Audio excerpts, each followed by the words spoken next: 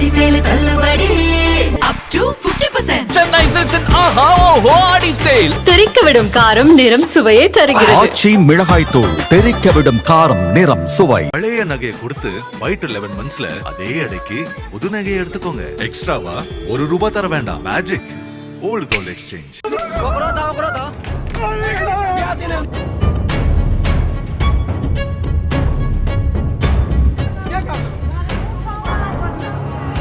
திருமணத்தை மீறிய உறவில் இருந்ததற்காக சொந்த அத்தையை திருமணம் செய்து கொள்ளுமாறு இளைஞர் ஒருவர் தாக்கப்பட்ட சம்பவம் தொடர்பான வீடியோ காட்சிகள் வெளியாகி அதிர்ச்சியை ஏற்படுத்தியுள்ளது. பீகார் மாநிலம் சுபவுல் மாவட்டத்தின் ஜீவ்சாபூர் பகுதியைச் சேர்ந்தவர் சிவ்சந்திர முகியா. இவரது மனைவி ரீட்டா தேவி. இந்த தம்பதிக்கு 4 வயதில் ஒரு மகன் உள்ளார். இந்த நிலையில் ரீட்டா தேவிக்கு உறவினரான இளைஞர் மிதிலேஷ் குமார் முகியாவுடன் பழக்கம் ஏற்பட்டுள்ளது. உறவு முறையில் ரீட்டா தேவி மிதிலேஷ் குமாருக்கு அத்தை முறை என கூறப்படுகிறது. இந்த சூழலில் ரீட்டா தேவிக்கும் மிதிலேஷ் குமாருக்கும் இடையே நெருக்கம் அதிகரித்து அது திருமணத்தை மீறிய உறவாக மாறியுள்ளது.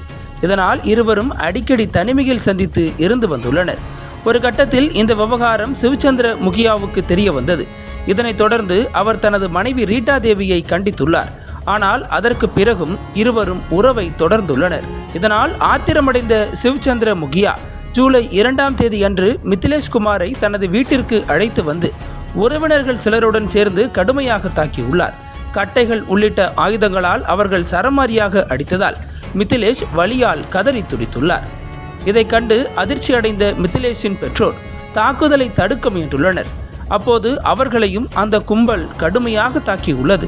பின்னர் சிவ்சந்திர முகியா தனது மனைவி ரீட்டா தேவியை மிதிலேஷ் குமாரை திருமணம் செய்யுமாறு வற்புறுத்தியுள்ளார். திருமணத்திற்கு அடையாளமாக மிதிலேஷை ரீட்டா தேவியின் நெற்றியில் குங்குமம் இடுமாறு கட்டாயப்படுத்தி அவரை தாக்கியுள்ளார்.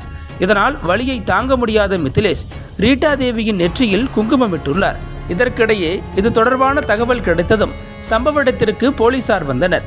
அவர்களை கண்டதும் சிவ்சந்திர முகியா மற்றும் அவரது கூட்டாளிகள் அங்கிருந்து தப்பியோடினர்.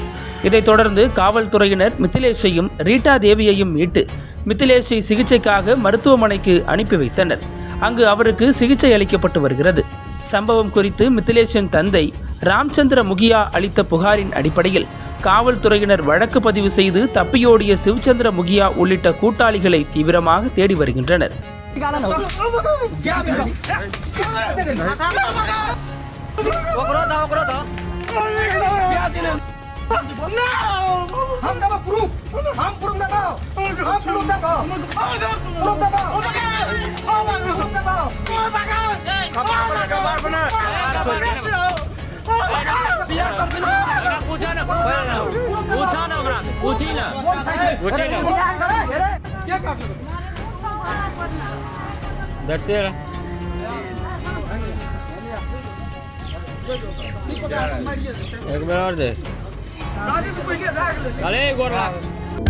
அனல் பறக்கும் செய்திகளை அப்டேட் செய்து கொள்ள நக்கீரன் களத்தை இப்பவே சப்ஸ்கிரைப் பண்ணுங்க.